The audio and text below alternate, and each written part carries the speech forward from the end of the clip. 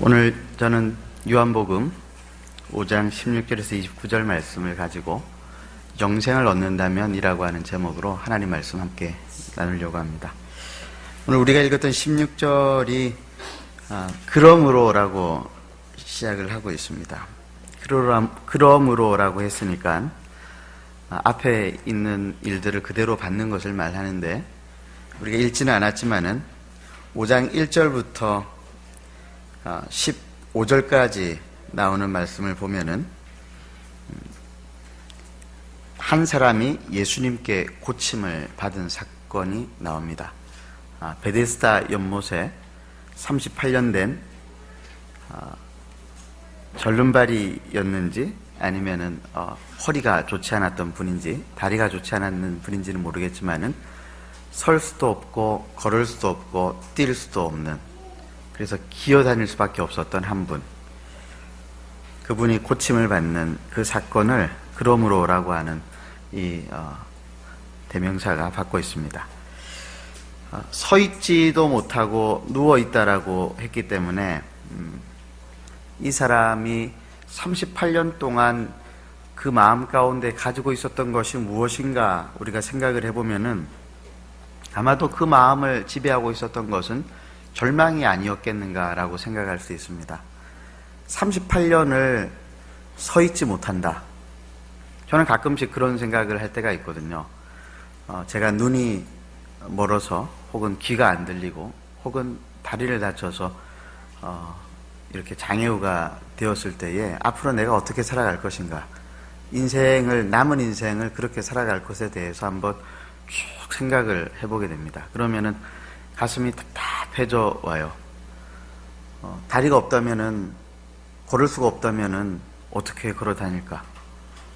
볼 수가 없다면은 또 어떻게 살아갈 수 있겠는가? 또 들을 수 없다면은 어떤 것도 잃으면 안 될 거라고 하는 생각이 드는 거예요.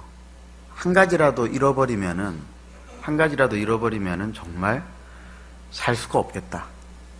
사는 것보다는 죽는 것이 더 낫겠다라고 하는 생각이 들지 않을까. 그게 절망이죠. 38년을 병치레를 했다라고 했고, 또 5장 1절에서 보면은 3절이죠. 3절에 많은 병자, 맹인, 다리 저는 사람, 혈기 마른 사람들이 누워 있었다라고 하고 있습니다. 6절에 보니까 그 병자가 누워 있었다라고 되어 있습니다. 그리고 병자가 예수님을 만났을 때에 뭐라고 이야기했냐면은, 물이 움직일 때 나를 못에 넣어주는 사람이 없어. 자기를 도와줄 사람이 없어서라고 했던 것으로 보아서 38년의 병치레를 하는 동안에 이 사람을 돕는 가족도 없고 친구도 없고, 만약에 아내가 있었다라고 한다면은 아내도 도망갔을 것이고 자식은 말할 것도 없고, 그렇게 38년을 외롭게 홀로 살았던 이 사람의 마음, 그 사람의 마음에 깊숙이 있는 절망, 이 절망이 사실은 베데스다 연못으로 그를 인도했는지 모르겠습니다. 베데스다라고 하는 말은 아람말로 자비의 집이라고 하는 뜻이었어요. 이곳은 예루살렘 양문 안쪽에 10m 지점에 있던 곳으로 횡각이 5곳이 있었다라고 되어 있습니다. 그리고 성경에는 나와 있지 않지만은 고고학적인 발굴에 의해서 발견되어진 바에 의하면은 예루살렘 시민들의 식수를 담당하는 식수 저장고가 2곳이 이 바로 베데스다에 있었다라고 밝혀지고 있습니다. 이 베데스다 연못이 만들어진 것은 예수님께서 태어나시기 거의 200년 전 제사장 시므온에 의해서 만들어졌었는데, 이때 만들어진 식수 저장고를 통해서 많은 예루살렘 백성들이 이제 물을 공급받았고, 또 로마가 이 지역을 점령하면서는 병원을 만들었다라고 하는 기록이 있습니다. 그런데 이 병원 안에 무엇이 있었는가라고 하면은 그리스 로마 신화의 의학신으로 일컬어지는 아스클레피우스라고 하는 원래는 살아있는 사람이었는데 이 사람이 워낙 의술이 뛰어나가지고 죽고 난 다음에 의학신으로 일컬어졌죠. 그래서 이 이름도 어려운데 아스클레피우스 그 우상 신상이죠. 신상이 발굴되어진 것이 바로 이 베데스다 연못 가운데서 발견이 되어졌었다고 합니다. 그래서 이 예루살렘 베데스다 연못 그리고 이 연못가에 있었던 병원에 그리스 신화에 등장하는 아스클레피우스 상이 서 있었을 가능성은 성경학자들의 이야기로 하면 굉장히 높았을 것이다 라고 이야기를 합니다. 그래서 5장 4절에 보면은 이런 말씀이 나오죠. 3절부터 보면은 물의 움직임을 기다리니 이는 천사가 가끔 못에 내려와 물을 움직이게 하는데 움직인 후에 먼저 들어가는 자는 어떤 병에 걸렸든지 낫게 됨이로라. 그런데 여러분 그 성경을 보시면은 거기에 큰 괄호 표시가 있습니까? 여러분 성경에도? 예. 이거는 나중에 후대에 삽입되어진 거예요.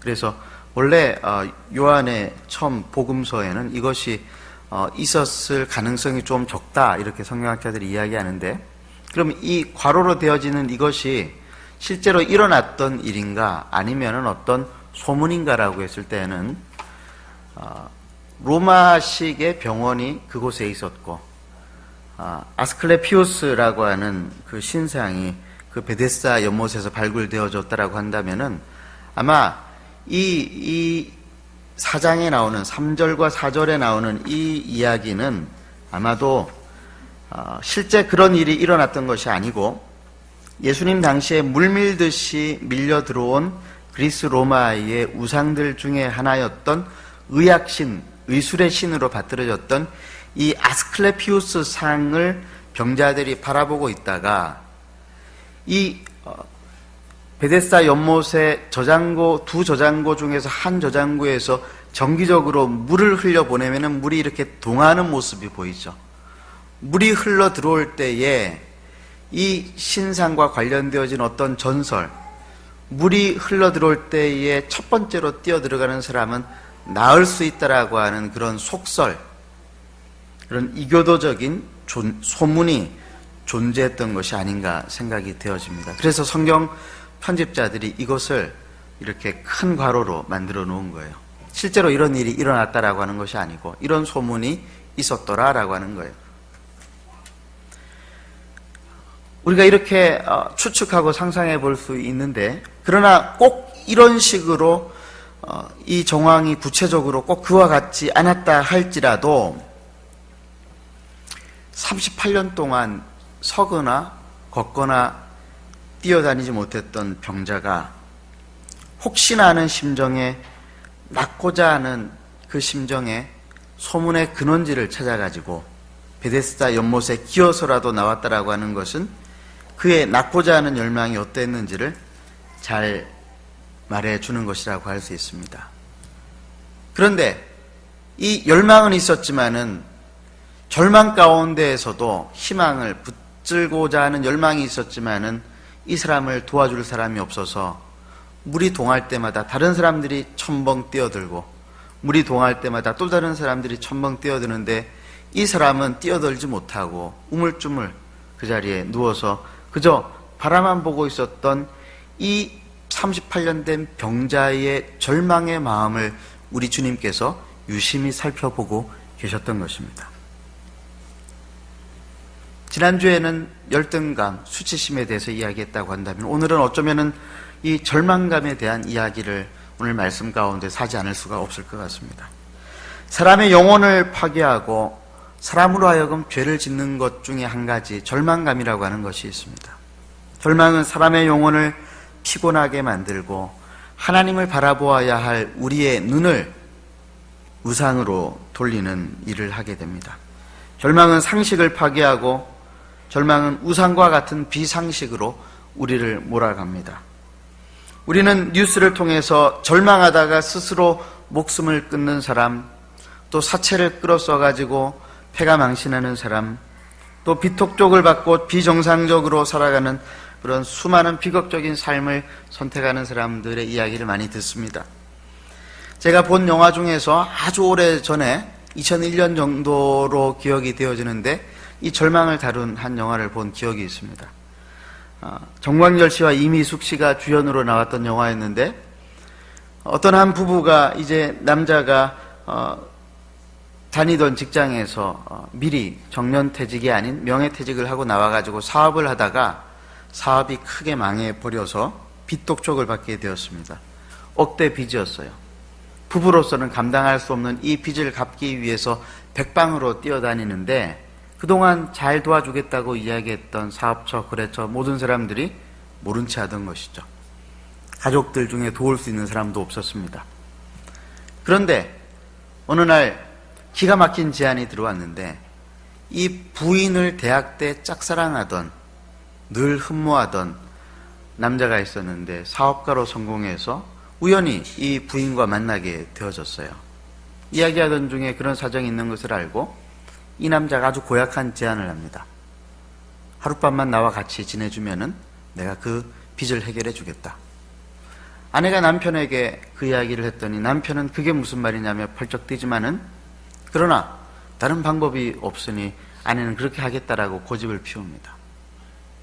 남편은 어떠한 다른 방법이 생겨나지 않았기 때문에 그러나 침묵 가운데에 아내가 스스로 해결해 주기를 바랬습니다. 그렇게 부인의 비정상적인 방법으로 빚은 해결되었지만은 부부관계는 무너졌고 가정에는 어두운 그림자가 드리워졌죠. 마지막 엔딩 장면이 가족 사진을 찍는 장면이었습니다.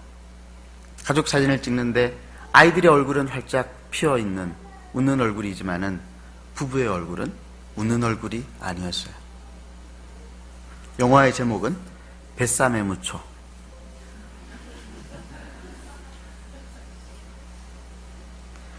절망이 깊어지면 사람은 정상적인 판단을 하기가 어려워요. 38년 동안 고쳐질 수 있는 가능성은 1%도 없었던 이 절망이 어쩌면은 그로 하여금 뜬금없는 소문, 도무지 믿겨지지 않는 그 소문의 현장으로 인도했는지 모르겠습니다. 그런데 그때는 성경은 밝히기를 유대인의 명절이자 안식일이었다라고 기록을 하고 있습니다. 여러분, 이 유대인의 명절이 유월절이었는지 초막절이었는지 불임절이었는지 오순절이었는지 정확하게 알지 못하지만은 모든 유대인의 명절에 공통된 한 가지 특징이 있다면 그것은 무엇이냐면은 하나님의 구원을 사모하는 날이라고 하는 거예요. 유월절은 출애굽 가운데 역사하신 하나님의 구원을 사모하는 날이에요. 초막절은 광야 가운데에서 이스라엘 백성들을 먹이시고 입히시고 구원하셨던 하나님의 은혜를 사모하는 날이 유대인의 명절이었죠. 안식일은 어떤 날입니까? 죽을 것 같은 세상에서 하나님의 안식으로 다시 살아날 수 있는 것들을 바라면서 하나님의 안식의 구원을 간절히 바라는 날이 안식일이에요. 하나님의 성전 앞으로 나아가 그 절망을 꺼내어 놓고 하나님의 구원과 안식을 바라보아야 하는 그날, 38년 된 깊은 절망을 안고 있던 병자는 하나님의 성전이 아니라 기괴한 소문이 나도는 베데스다 연못으로 나아갔던 것이죠. 그는 육체적으로도 죽어가고 있었지만 더욱 심각했었던 것은 그의 영혼이 거의 파탄 직전에 이르렀다라고 하는 것을 우리가 알 수 있습니다. 이렇게 절망하면은요, 사람이 죽어갑니다. 병원에서 환자들에게 의사 선생님들이 하는 말이 마음을 굳게 잡수세요라고 하는 말들을 많이 쓰시죠. 우리 여기 의사 선생님들이 계시는데 그렇습니까? 살고자 하는 마음, 고침을 받고자 하는 그런 마음을 가지라고 말을 많이 한다라고 들었습니다. 만약에 환자가 그런 마음이 없이 절망하고 자포자기하면은 치료가 잘 되어지지 않고 마음이 육체에 영향을 끼쳐서 치료가 굉장히 힘들다라고 하는 것을 많은 의사들이 증언하고 있습니다. 우리 영혼도 마찬가지입니다. 우리가 절망하면은 영혼이 죽습니다. 여러분, 영혼이 죽으면은 별의별 수단을 다 쓰게 되는데 그 수단 가운데에서 죄라고 하는 방법을 사용하게 됩니다. 하나님이 아닌 우상을 섬기는 죄뿐만이 아니고 비상식적이고 비이성적인, 그래서 이해할 수 없는 죄들을, 어떻게 저 사람이 저런 죄를 지었을까 할 만큼의 그런 죄들을 짓게 되죠. 죄를 짓게 되면은 영혼은 더욱더 죽어가게 되고, 영혼이 죽으면은 또 다른 죄를 짓게 하고, 이 악순환이 계속되어지는데, 이 악순환으로부터 빠져나올 수 있는 사람은 아무도 없다라고 하는 것이죠. 특별히 예수님께서 이 병자를 고쳐주시고 난 후에 성전에서 이 남자를, 이 남자인지 여자인지는 모르겠지만 이 병자를 다시 만나고 그에게 말씀하시기를 14절에 뭐라고 말씀을 하고 있습니까? 그 후에 예수께서 성전에서 그 사람을 만나 이르시되 보라, 내가 나았으니 더 심한 것이 생기지 않게 다시는 죄를 범하지 말라.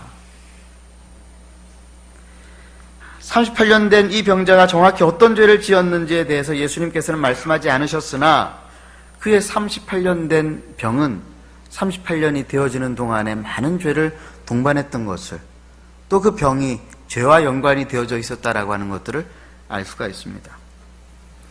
그러므로 예수님께서 죄와 연관되어진 어떤 병을 가진 38년이나 가지고 있었던, 절망에 빠져있던 이 한 사람을 유대인의 명절이자 안식일에 고쳐주셨다라고 하는 것은 특별한 의미가 있는 거예요. 그것은 유대인의 명절과 안식일과 관련되어진 특별한 의미, 즉 예수님 당신만이 홀로 절망 가운데 있는 인생들에게 참된 구원과 안식을 주실 수 있는 분이라고 하는 것을 스스로 밝히고자 하심이었어요. 요한이 모든 예수님의 기적을 다 기록하지 않았습니다. 또 어떤 기적은 기적 그 자체로 기록을 끝내는 경우도 있었습니다만은 오늘 이 본문에서는 이 베데스다 연못의 기적과 함께 이 기적으로 말미암아 발생한 유대인과의 이 대립, 또 유대인과의 대립 가운데에서 예수님의 변증을 자세하게 설명해 놓고 있습니다. 이 예수님의 긴 변증을 통해서 예수님은 자신이 하나님의 아들이며 하나님과 방불한 권세를 가지고 있는 분으로 자신을 밝히시고 자신만을 통해서 영원한 생명, 영생이 사람들에게 흘러 들어갈 수 있다라고 하는 것들을 밝히고 계십니다.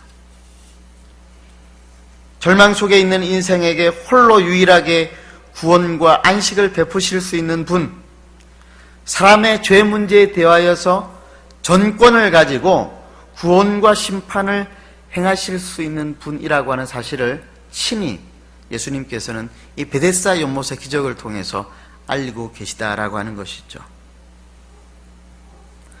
그런데 이 일이 유대인들에게는, 이 사람을 살리는 이 일이 유대인들에게 있어서는 참으로 가시와 같은 일들이 되었어요. 예수님은 영혼을 살리시고 사람을 살려내셨는데 안식일에 이 일을 행했다고 해서 안식일 규정에 위배된다면서 예수님을 핍박하고 심지어 어떻게 했다고 했죠? 죽이려고 했다라고 하고 있습니다. 예수님은 사람을 살리시는 일을 하는데 어떤 사람들은, 유대인들은, 바리새인들은 사람을 죽이려고 덤벼들고 있는 것이죠.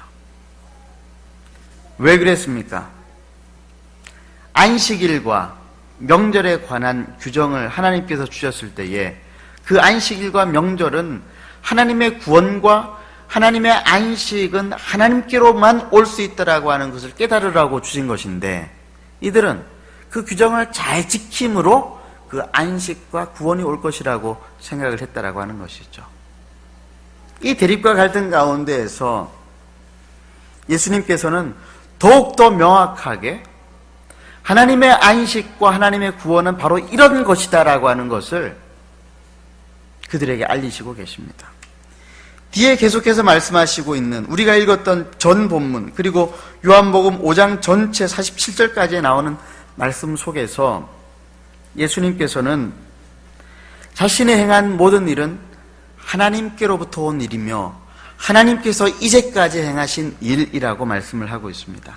17절 말씀이죠. 우리 한번 읽어보도록 하겠습니다. 시작. 예수께서 그들에게 이르시되 내 아버지께서 이제까지 일하시니 나도 일한다 하시매, 이제까지 하나님 아버지께서 이루어오신 행하신 일을 내가 지금 행하고 있는 것이다 라고 말씀을 하고 있어요. 여러분, 그 일은 어떤 일이었습니까? 그 일은 21절에 보니까요, 아버지께서 죽은 자들을 일으켜 살리심같이 아들도 자기가 원하는 자들을 살리는, 죽은 자들을 살리는 일이었습니다. 또 아들로서 아버지께로부터 먼저 본 일이었다라고 하는 것들을 19절에 밝히고 있어요. 아들이 아버지께서 하시는 일을 보지 않고는 아무것도 스스로 할 수 없나니 아버지께서 행하시는 그것을 아들도 그와 같이 행하느니라. 하나님 아버지께서 행하신 일들을 예수님께서 보고 그 일들을 그대로 행하신 일이 무엇인가? 안식일에 병자를 고치시고 절망을 고치시고 죄를 용서하시는 일, 바로 이 일이 예수님의 일이었다라고 하는 것을 알 수가 있습니다. 오늘 본문에서도 우리가 알 수 있는 것은 우리의 영혼에 죄악이 들어오게 되어졌을 때에 어떻게 우리 영혼이 고장날 수 있는가라고 하는 것들을 알 수 있습니다. 반대로 우리 영혼이 다시 살아나기 위해서, 우리의 절망이 다시 희망으로, 믿음으로 회복되기 위해서 필요한 것이 있다라고 한다면은 먼저 우리 속에 있는, 우리 삶 가운데 있는 죄가 제거되지 않으면 안 된다라고 하는 것들을 우리는 다시 한번 알 수 있습니다. 오늘 이 일을 하심으로 예수님께서는 당신께서 친히 죄를 사는 권세가 있으시고 인간의 절망을 해결하실 수 있는 절대 해답을 가지고 있는 분으로 자신을 계시하고 있는 것이죠. 이 주님의 담대한 주장을 우리가 다시 한번 읽어보기를 원합니다. 24절부터 29절까지 말씀, 우리 한 목소리로 한번 읽도록 하겠습니다. 시작. 내가 진실로 진실로 너에게 이르노니 내 말을 듣고 또 나 보내신 이를 믿는 자는 영생을 얻었고 심판에 이르지 아니하나니 사망에서 생명으로 옮겼느니라. 진실로 진실로 너에게 이르노니 죽은 자들이 하나님의 아들의 음성을 들을 때가 오나니 곧 이때라. 듣는 자는 살아나리라. 아버지께서 자기 속에 생명이 있음같이 아들에게도 생명을 주어 그 속에 있게 하셨고 또 인자됨으로 말미암아 심판하는 권한을 주셨느니라. 이를 놀랍게 여기지 말라. 무덤 속에 있는 자가 다 그의 음성을 들을 때가 오나니 선한 일을 행한 자는 생명의 부활로, 악한 일을 행한 자는 심판의 부활로 나오리라. 아멘. 요한복음에는 계속해서 생명, 살아나리라, 또 영생이라고 하는 표현이 계속해서 나오고 있습니다. 이 모든 것들을 대표하는 단어가 영생이에요. 영생은 우리가 지난주에도 또 그 지난주에도 니고데모와 사마리아 여인들에게서도 보았습니다. 이 영생을 뜻하는 헬라말 조의 아이오니오스라고 하는 말이라고 하는 이 말은 조금 특별한 의미가 있습니다. 특별히 이제 영원함이라고 하는 뜻을 가지고 있는 아이온이라고 하는 단어는요, 시간적인 영원함만을 이야기하는 것이 아니고 공간적으로도 뜻이 있어요. 공간적으로도 무한히 팽창되어지는 그런 우주를 이야기하기도 하고요. 질적으로는 여러 가지 허점이 많은 인간의 질을 말하는 것이 아닌 완벽한 하나님의 신적인 어떤 질량, 그런 것들을 이야기하는 뜻으로 아이온이라고 하는 단어가 사용되기도 합니다. 그렇기 때문에 영생, 영원한 생명이라고 했을 때에 사람들이 오해하기를 그러면 계속 산다는 말이야? 우리 그렇게 생각할 수 있잖아요. 영원한 생명, 영원히 사는 것을 말하는 것인가? 사실 저는 영원히 살고 싶지는 않아요. 육체를 입고는. 세상을 살기가 너무 어렵기 때문에, 여러분들 어떠신지 모르겠지만, 저는, 죄송합니다만은 70을 넘기지 않았으면 좋겠어요. 살아가기가 너무 힘들어요. 목사로 사는 건 더 힘든 것 같아요. 영원한 생명이라고 하는 것은 그런 것을 말하는 것이 아니에요. 영원한 생명이라고 하는 것은 무슨 말이냐면은, 기독교에서 말하는 영원한 생명은 시간적인 영원한 삶도 있습니다만은 공간적인 의미에서의 우주적인 삶으로 우리의 삶이 확장되어져 가는 것들을 의미하는 거예요. 우리가 공간의 제한을 받지 않는다라고 하는 것을 의미하는 것이고, 질적인 차원에 있어서 우리의 삶의 질이 허점 투성이인 인간의 삶의 질이 아닌 어떤 하나님께서 주시는 신적인 것으로 채워지는 완벽한 질량의 삶을 이야기하는 것입니다.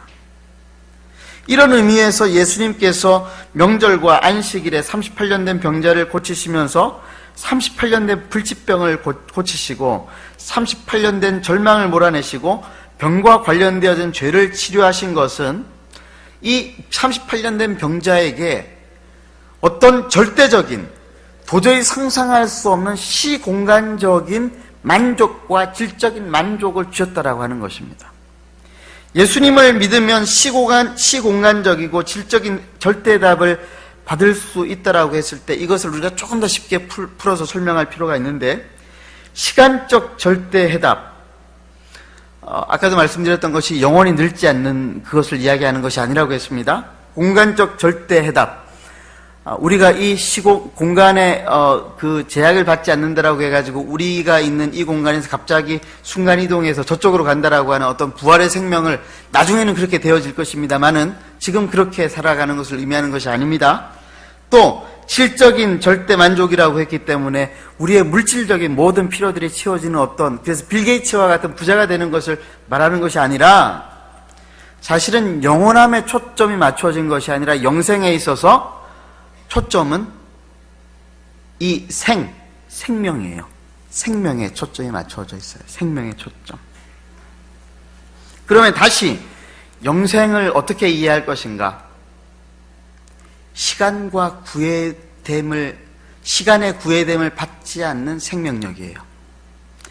늙었으나 젊었으나 어렸을 때나 우리의 영혼이 살아있는, 우리의 영혼이 절대로 죽지 아니하는, 절망도 우리를 어떻게 할 수 없고 좌절도 우리를 어떻게 할 수 없고 수치감이나 열등감도 우리를 어떻게 할 수 없는 영원한 생명력, 이 생명력이 우리에게 주어진다라고 하는 거예요. 공간적인 생명력이라고 하는 것은 어떤 것이냐? 우리가 어떤 환경, 지하, 반지하, 뭡니까 저게? 갑자기 생각이 안 나는데, 창문도 없는 반지하에 산다 할지라도 기죽지 않는 생명력이에요. 궁전과 같은 큰 집에 산다고 해도 교만하지 않는 생명력이에요. 어떤 환경, 어떤 그런 조건 가운데에서도 흔들림이 없는 예수님으로 말미암는 생명력, 예수님이 주시고자 하시는 영생은 이런 것이란 말이죠. 질적이다라고 이야기할 때 그것은 무엇입니까?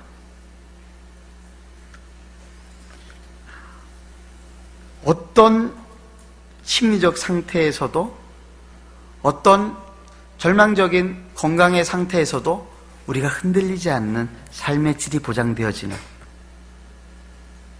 이런 말을 하면 어떤 사람들 그렇게 이야기해요.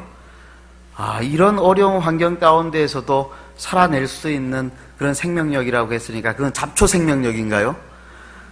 여러분, 잡초는 생존을 위해서 겨우 살아나는 거예요. 제가 아침에 오면서 사진을 찍었는데 꽃 사진을 찍었어요. 가장 화려하게 피어있는 꽃의 그 생명력, 여러분 아시죠? 벚꽃이 가장 화려하게 피어있을 때에 사진을 찍어 놓으면은 세상에 어떤 보석도 비교가 되어지지 않는 그런 찬란한 아름다움이 그 꽃 속에 숨어 있는 것을 우리가 알 수 있습니다. 볼 수 있습니다.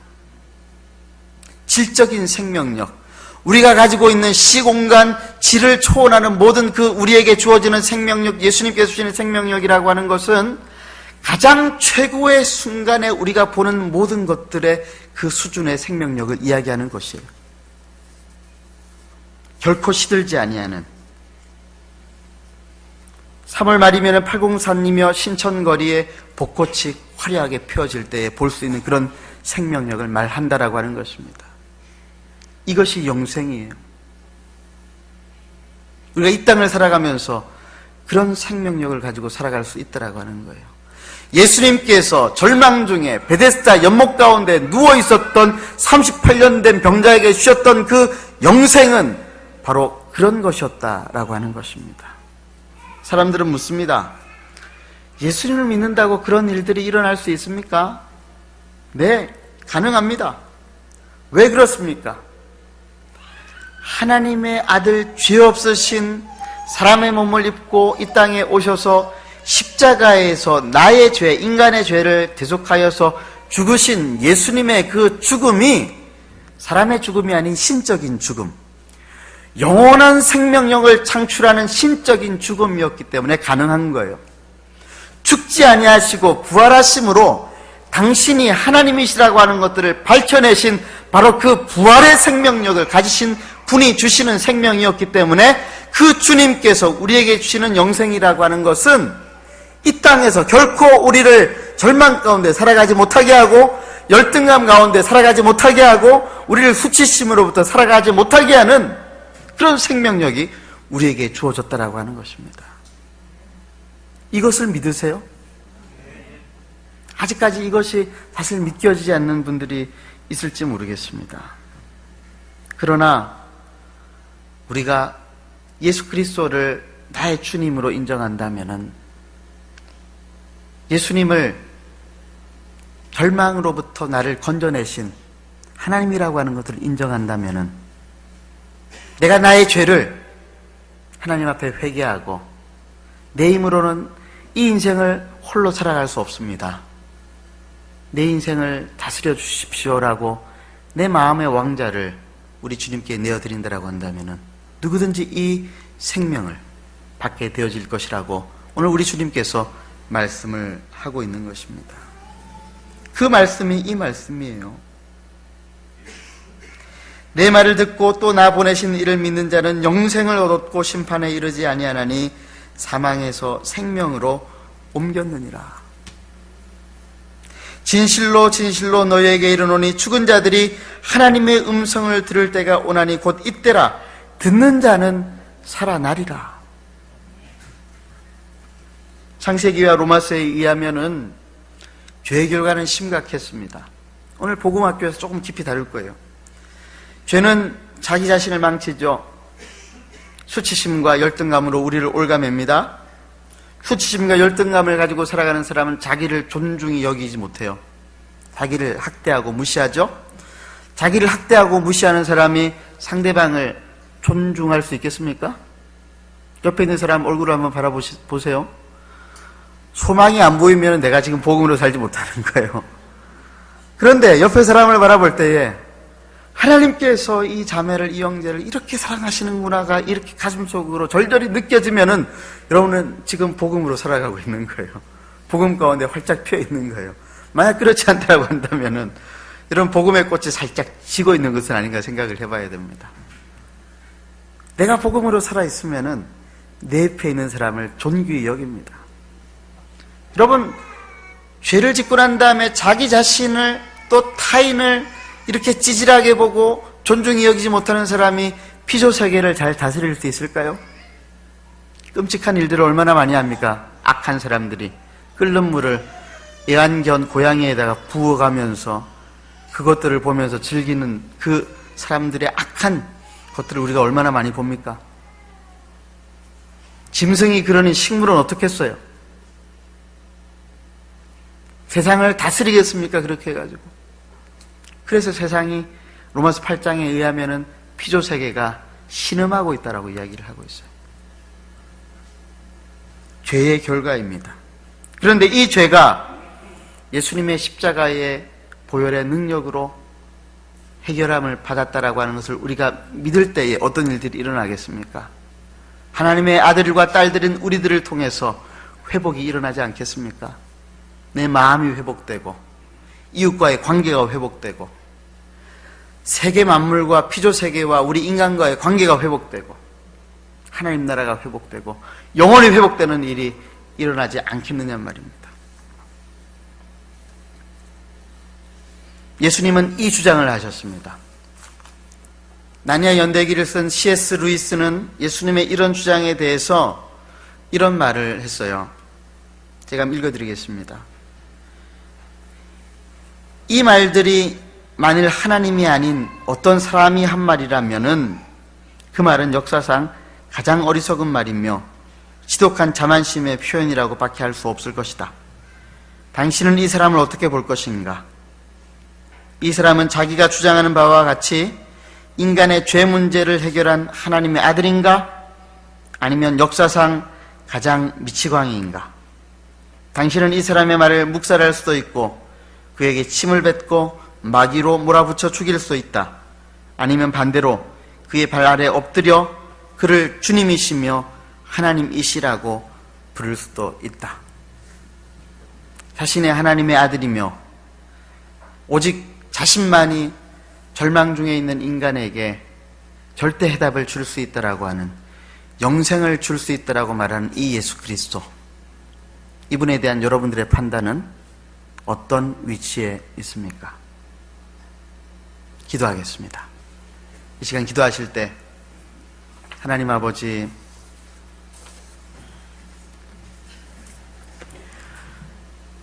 하나님, 나는 예수님을 누구라고 믿고 생각하고 살아갑니까?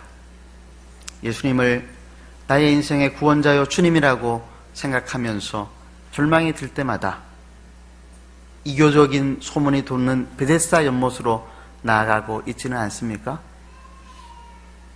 오늘 나는 절망 가운데 하나님의 이름을 찾고 구원자 예수 그리스도께서 우리에게 주시는 영원한 생명의 능력을 기대하며 살아가고 있습니까?